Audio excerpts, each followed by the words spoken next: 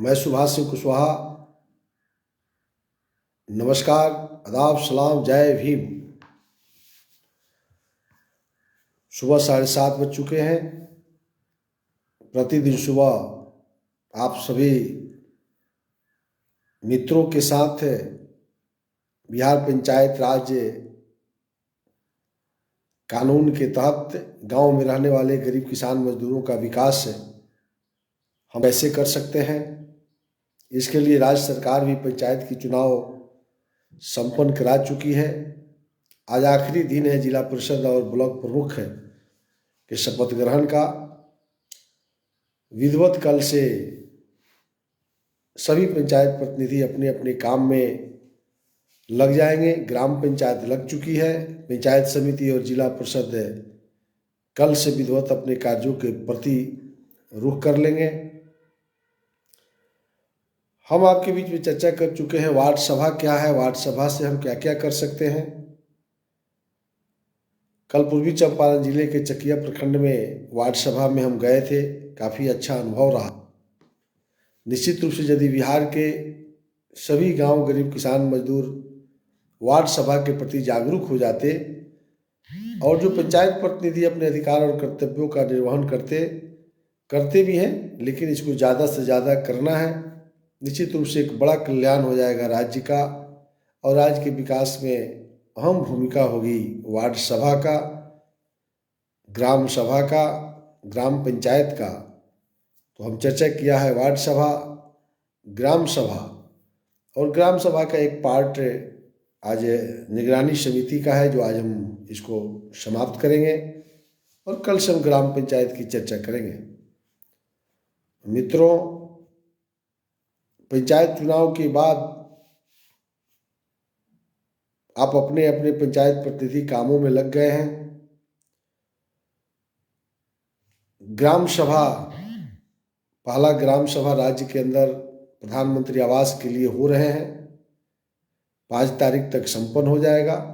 उसके बाद से वार्ड सभा होगा।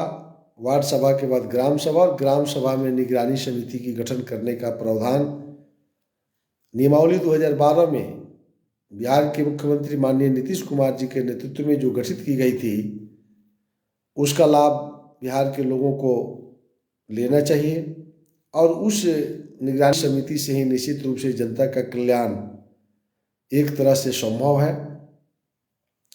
निगरानी समिति की गठन कैसे होगी? पहला ग्राम सभा में सभी पदाधिकारी उपस्थित रहेंगे। प्रखंड स्तर के प्रखंड विकास पदाधिकारी का दायित्व होगा या उनके द्वारा नियुक्त पर्यवेक्षक का दायित्व होगा कि पहला ग्राम सभा में निगरानी समिति का गठन करवा लें। अध्यक्षता करने वाला ग्राम पंचायत के मुखिया या उप मुखिया पहली बैठक में निगरानी समिति के गठन करने का प्रस्ताव उनके द्वारा लाया जाएगा। प्रखंड पर्यवेक्षक या प्रखंड विकास पदाधिकारी के देखरेख में एक कमेटी की गठन करनी है, जो अधिकार है ग्राम सभा को ही गठन करने का, और वह कमेटी ग्राम पंचायत के विकासात्मक योजनाओं को देखेगी। वैसा एक प्रस्ताव उनके द्वारा रखा जाएगा और निगरानी समिति का सचिव सरकार ने ही नियुक्त कर दिया है। जो ग्राम पंचायत का सचिव होगा वही निगरानी समिति का भी सचिव होगा। यानी ग्राम पंचायत का सचिव यदि पंचायत सेवक है तो निगरानी समिति का सचिव भी पंचायत सेवक होंगे। ये स्पष्ट रूप से ये सरकार ने इसका प्रावधान कर दिया है। निगरानी समिति ग्राम पंचायत के साथ निकट का संबंध बनाएगी, यानी दोनों एक दूसरा से दोस्ती करके और गांव का विकास कैसे होगा दोनों को मिल करके करना है, ग्राम पंचायत को और निगरानी समिति को। इसलिए दोनों के सचिव जो है सरकार ने एक ही रखा है। अब निगरानी समिति का सदस्य कौन होगा?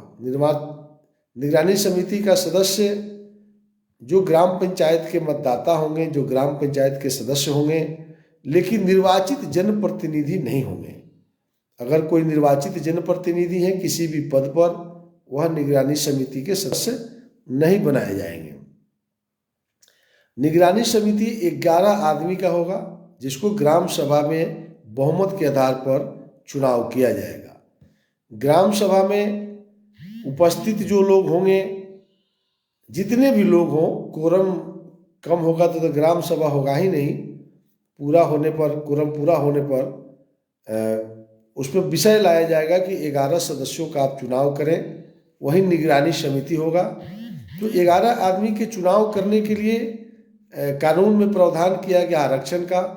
उसमें 20%, 11 का 20% पिछड़े वर्ग के सदस्य होंगे। अनुसूचित जाति का आरक्षण है उसमें 11 में।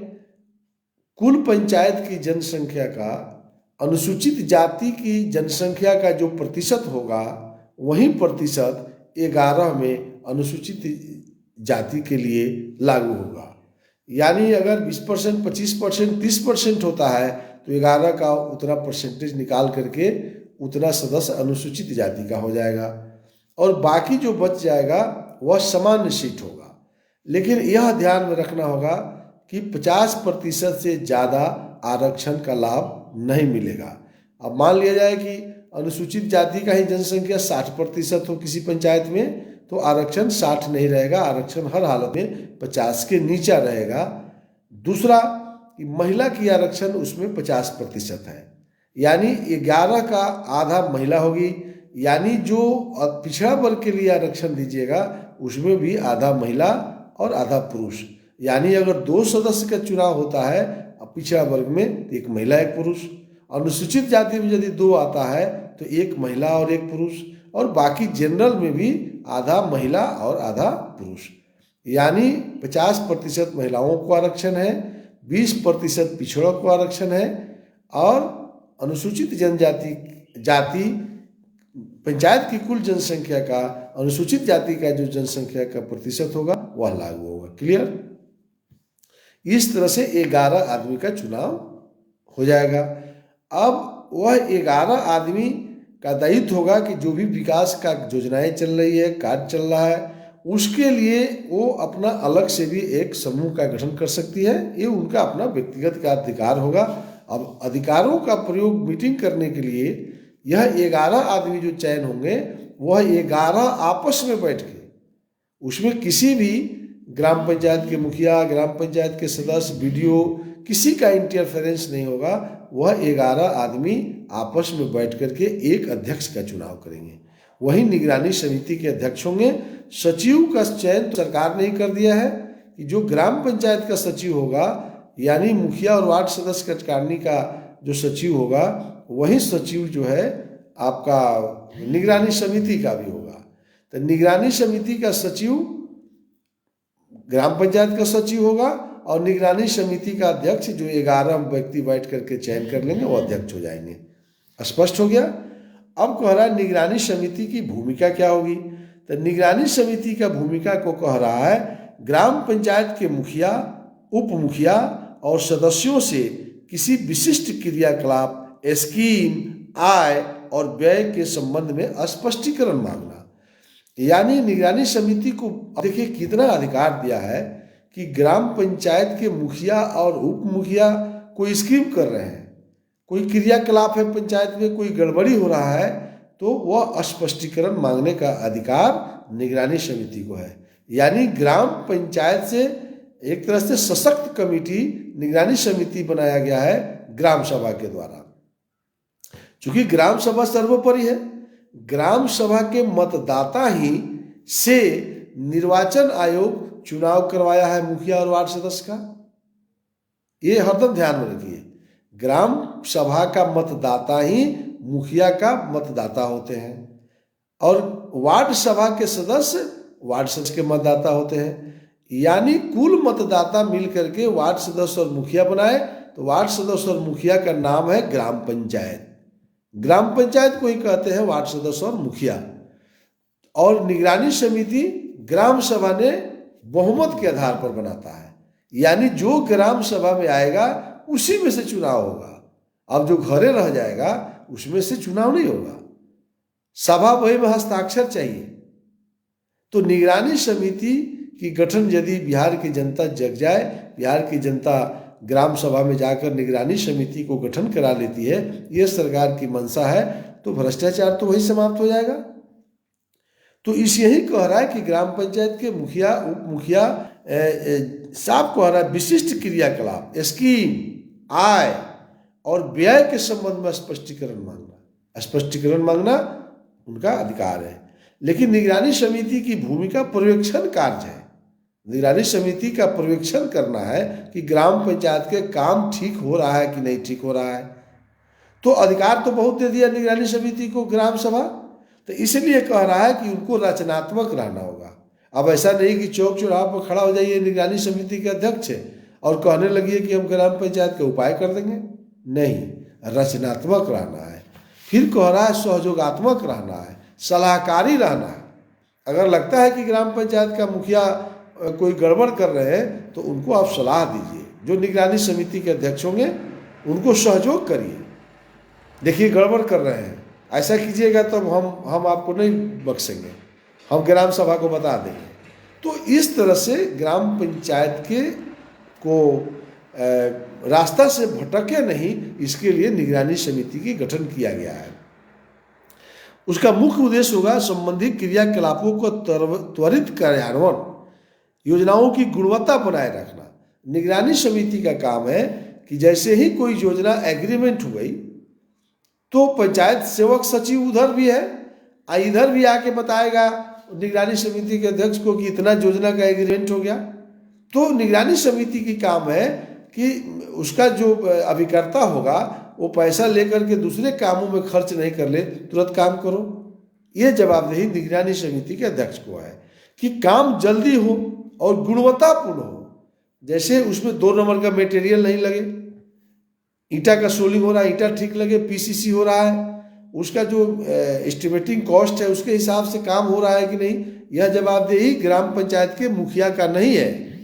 यह जवाबदेही पूर्ण रूप से जो है निगरानी समिति के अध्यक्ष को सरकार कह रहा है कि आप निगरानी समिति के अध्यक्ष हैं, मुखिया तो जवाबदेह हैं क्योंकि उन्होंने एग्रीमेंट किया है।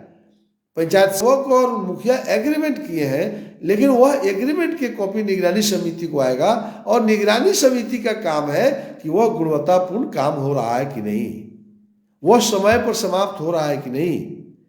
और उसके बाद कह रहा है जनता से प्राप्त शिकायतों का वस्तुनिष्ठ आकलन करना। अब जनता को शिकायत करना है तो जनता शिकायत करने कहाँ जाएगी? ग्राम पंचायत को फिर याद करा देते हैं वो गवर्नमेंट है, तो गवर्नमेंट का जांच जो है वीडियो नहीं कर सकते, एसडीओ नहीं कर सकते, डीडीसी नहीं कर सकते, आपको पंचायती राज पदाधिकारी नहीं कर सकते। कब करेंगे? जब कलेक्टर का आदेश होगा। यानी 2 ही व्यक्ति ग्राम पंचायत का निरीक्षण, पर्यवेक्षण, अनुसरण कर सकती है, एक कलेक्टर और दूसरा निगरानी समिति। चूंकि निगरानी समिति ग्राम सभा ने अपना निगरानी के लिए बनाया है। जैसे भारत सरकार के पास आईबी है, राज्य सरकार के पास कई इंटेलिजेंस ब्यूरो सीआईडी है, तो ग्राम सभा का सीआईडी जो है यही निगरानी समिति है। तो निगरानी समिति आम पब्लिक को यदि कोई शिकायत करना है तो 2 जगह जाएगा। हमेशा सभी राज्य के भाइयों आप याद रखिएगा कि अगर ग्राम पंचायत से कोई शिकायत हो तो निगरानी समिति के अध्यक्ष के पास जाइए या तो कलेक्टर के पास जाइए, यही रास्ता है। तो इसलिए निगरानी समिति आसान है। तो निगरानी समिति का काम है जनता से प्राप्त शिकायतों का वस्तुनिष्ठ आकलन करना और एक रिपोर्ट तैयार करना, और वह रिपोर्ट फिर 3 माह पर जब ग्राम सभा होगी तो उस ग्राम सभा में उस प्रतिवेदन को पढ़ना। ये कानून है। अब मुख्यमंत्री नीतीश कुमार जी ने यह कानून बना दिए। अब गांव का लोग जगेगा नहीं, गांव का लोग किताब नहीं पढ़ेगा, गांव के लोग ग्राम सभा में नहीं जाएगा, वीडियो से नहीं पूछेगा, तो सरकार घर आके बैठ के काम करेगी। जितना बोलना है सरकार को बोलते रहिए, कल दूसरा सरकार आएगा उसको बोलिए, कल तीसरा आएगा, यही करते करते तो 74-75 साल बीत गया। पंचायत कानून बने हुए 28 साल हो गया इस देश में। भटकाव के शिकार है सब लोग। निगरानी समिति बनाइए। निगरानी समिति की बैठक कैसे होगी? निगरानी समिति की बैठक के लिए कह रहा है कि पहला बैठक पंचायत सेवक बुलाएंगे जो सचिव हैं, और दूसरी बैठक जो अध्यक्ष होंगे निगरानी समिति का उनके आदेश से होगा। और निगरानी समिति की बैठक कह रहा है प्रत्येक माह होगी। निगरानी समिति माह में कम से कम एक बैठक अवश्य होगी, साफ कह रहा है। ग्राम पंचायत के सचिव को अधिकृत किया है कि एक बैठक होना ही है, इसलिए हर महीना कह रहा है कि जनता का शिकायत सुनना है। जनता दरबार हो गया ना। और ग्राम पंचायत के मुखिया को कह रहा है कि उनकी बैठक 2 महीना पर होगी। वही पंचायत सेवक ग्राम पंचायत कार्यकारिणी की बैठक 2 महीना पर बुलाएगा, और वही पंचायत सेवक सचिव के रूप में निगरानी समिति का बैठक हर माह बुलाएगा। तो निगरानी समिति की बैठक प्रत्येक माह करने के पीछे उद्देश्य है कि जनता के शिकायत को सुनना है ना, उसको योजना देखना है, उसको कार्यान्वयन देखना है, उसको अभिकर्ता जो नियुक्त है उसको देखना है। भ्रष्टाचार कंट्रोल करने की जवाबदेही निगरानी समिति को है। तो बिहार में अब निगरानी समिति की गठन हो रही है कि नहीं हो रही है, ये सुभाष कुशवाहा बताएगा कि बिहार के मुख्यमंत्री जी बताएंगे। मुख्यमंत्री ने कानून बना दिया, अखबार में छप रहा है, विज्ञापन छप रहा है, कलेक्टर का विज्ञापन निकल रहा है। आप जाइए नहीं कीजिएगा ग्राम सभा में, बैठ करके आप सरकार को आलोचना करते रहिए। तो नरेंद्र मोदी को आलोचना कीजिए, नीतीश कुमार का आलोचना करने से क्या हो जाता है। गांवों का विकास तब होगा जब ग्राम सभा में आप जाएंगे। गांवों का विकास तब होगा जब गांवों में निगरानी समिति का गठन होगा। फिर कह रहा है निगरानी समिति का और किस विषय पर चर्चा करेगा, साफ कह रहा है, समझ लीजिए, मैं पढ़ देता हूं। सरकार के विभिन्न विभागों द्वारा, यानी 29 विभाग को जो मालिक बनाया गया है, योजनाओं कार्यक्रमों का सूत्रण, जो भी सरकार काम कर रही है, कृषि विभाग में, स्वास्थ्य विभाग में, शिक्षा विभाग में, पर्यटन विभाग में, आपको वन एवं पर्यावरण में, पीएचडी में, आंगनबाड़ी में, जितना डिपार्टमेंट में 29 डिपार्टमेंट में योजना चल रही है, उसका कार्यक्रम का सूत्रण है, वह निगरानी समिति को देखना है। कार्यान्वयन एवं पर्यवेक्षण के लिए जो अधिकार जिम्मेदारी सौंपी गई है, उनके संबंध में जनता से प्राप्त शिकायत, यानी 29 विभाग में किसी का दाखिल खारिज का समस्या है, किसी को पर्चा नहीं मिल रहा है, किसी के घूस मांगा जा रहा है, किसी को प्रधानमंत्री आवास में 40,000 50,000 घूस मांगा जा रहा है, तो वह जनता कहाँ जाएगी। साफ कानून में कह रहा है कि 2 जगह ही जा सकते हैं। आवास में अगर कोई 30,000 40,000 50,000 रुपया मांगता है तो वीडियो इसमें क्या कर लेंगे, है पावर वीडियो को बता दे, हम तो बोल रहे हैं ना, डीडीसी को है।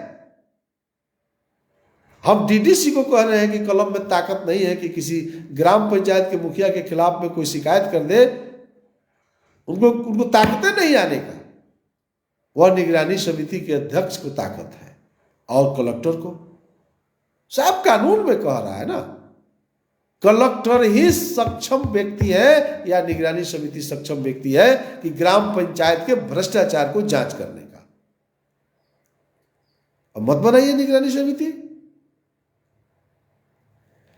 साफ कह रहा है जनता की शिकायत 29 विभाग में योजनाओं की गुणवत्ता एवं समय सीमा के भीतर निष्पादन, कह रहा है कि निगरानी समिति का काम होगा कि जितना समय में योजना को पूरा करना है उतना समय में उसका निष्पादन, समय सीमा के अंदर में निष्पादन करने की जवाबदेही निगरानी समिति की है। योजनाओं के लिए मंजूर राशि देखिए साफ लिख रहा है, और व्यय उपदर्शित करने वाला सूचना पट भी टांगने की जवाबदेही निगरानी समिति को है। ग्राम पंचायत में कोई योजना हो रहा है, पीसीसी हो रहा है, तो पीसीसी हो रहा है तो अब बोर्ड लगा है कि नहीं, कितना रुपया का है, कितना फीट है, कितना इसका लेंथ है, क्या लगाना है, तो बोर्ड लगा है कि नहीं लगा है, ये जवाबदेही निगरानी समिति को है। अब इसी के लिए कलेक्टर किया जाइएगा, तो निगरानी समिति रहेगी तब न जाकर के वहां तुरंत जो है आप कंप्लेन कर दीजिएगा। निगरानी समिति का अध्यक्ष को कहिएगा क्या साहब वहां बोर्ड नहीं लगा है, किसके है शिकायत कीजिएगा। बीडीओ को अधिकारी नहीं है, एसडीओ को अधिकारी नहीं है, जाइएगा कहाँ। योजनाओं के लिए मंजूर राशि साफ कह रहा है, योजनाओं का निष्पादन या उसे पारदर्शी बनाने हेतु अन्य व्यवस्था, अगर अन्य व्यवस्था भी कर सकते हैं पारदर्शी बनाने के लिए, यानी भ्रष्टाचार मुक्त योजनाओं का निर्माण करने के लिए, तो आप वो भी कानून बना सकता है। अब ये भी पावर दे दिया। पंचायत निधि की उपयोगिता, अगर पंचायत के अंदर कोई फंड पड़ा हुआ है तो तुरंत निगरानी समिति मुखिया को आदेश देगा कि देखिए ये पैसा पड़ा हुआ, इसको जल्दी खर्च करिए। ग्राम सभा ने तय कर दिया था, पैसा कहाँ पेंडिंग रखे हुए हैं, जल्द से जल्द जनता हित में खर्च करिए। ये करने के लिए कह रहा है। फिर कह रहा है कि निगरानी समिति अगर बेलगाम हो जाए तो ग्राम सभा के पास पावर है, हटा देगी, फिर संशोधन करेगी, फिर से बनाएगी। वो कोई फिक्स नहीं है। हो सकता है कि वो भी जाकर के भ्रष्टाचार में लिप्त हो जाए, तो बार बार ग्राम सभा में जाना पड़ेगा।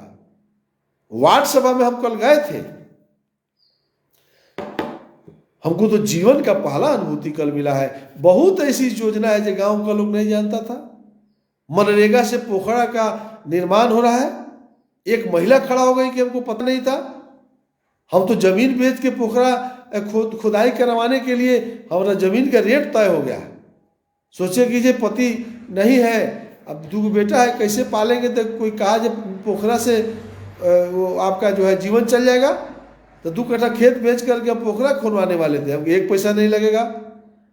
वो योजना को कल पास किया गया वार्ड सभा में बैठ करके। वहाँ पोखरा का निर्माण करना है। बकरी पालन, सुगर पालन, भेड़ पालन, आपका डेयरी फार्म खोलने के लिए सरकार पैसा की पैसा उझिल रही है। गांव के लोगों को पता नहीं है, बिचौलिया और दलाल के नीचे नहीं बात जा रही है। वार्ड सभा में बैठे बच्चा कैसे पढ़ेगा। आपको स्टूडेंट क्रेडिट कार्ड मिल रहा है, एजुकेशन लोन मिल रहा है। रिक्शा चालक का बेटा अगर चाहता है कि डॉक्टर बनना, इंजीनियर बनना, तो उसके लिए भी सरकार पैसा दे रही है। कहाँ, हम तो कल गए थे, गाँव के लोगों को नहीं पता। चलिए आप लोगों के साथ हम बैठते हैं किसी गांव में, हम वादा विश्वास दिलाते हैं, कल हम आंख से देखें। बरबदिया पंचायत के 5 नंबर वार्ड में लोग के आंख से आंसू आ गए जब हम योजनाओं को बताने लगे। लोग कहा कि भाई ऐसा तो कोई आदमी नहीं मिला जो हम लोगों को बताएगा। इसलिए जगना पड़ेगा। निगरानी समिति की गठन नहीं होगी, कैसे विकास कर लीजिएगा। लोहिया की बात फिर मैं याद कराता हूं, सड़क जब सुनसान हो जाएगी तो संसद आवारा हो ही जाएगा। ग्राम पंचायत को अधिकार जितना सरकार ने दिया है, तो ग्राम पंचायत के अधिकार से ग्राम पंचायत अपने अधिकारों का दुरुपयोग नहीं करे। इसलिए सरकार ने निगरानी समिति को भी बगल में खड़ा कर दिया है कि निगरानी समिति का अध्यक्ष और ग्राम पंचायत का अध्यक्ष दोनों मिलकर के, ग्राम पंचायत के अध्यक्ष का कार्यकारिणी के मेंबर होते हैं वार्ड के सदस्य, और निगरानी समिति के अध्यक्ष कार्यकारिणी के मेंबर होते हैं जो ग्राम सभा ने तय किया।